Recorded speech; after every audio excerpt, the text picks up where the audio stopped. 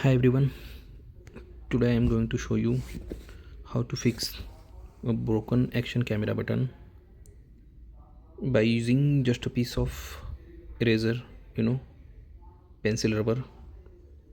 I'll make this video very concise and short. So let's start.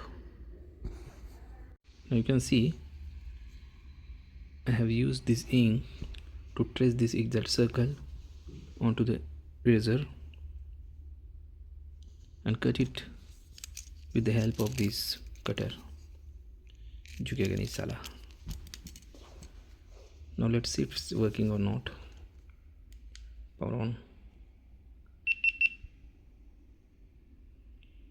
Power off. Oh, okay, it's working.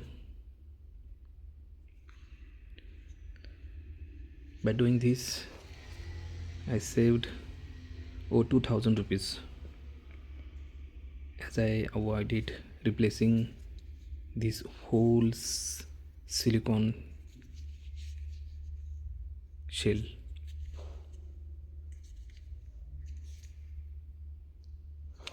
To make it more waterproof, use waste piece of screen guard over here and glue, so it will become more waterproof. Thank you for watching my video. Now I'm going for my ride.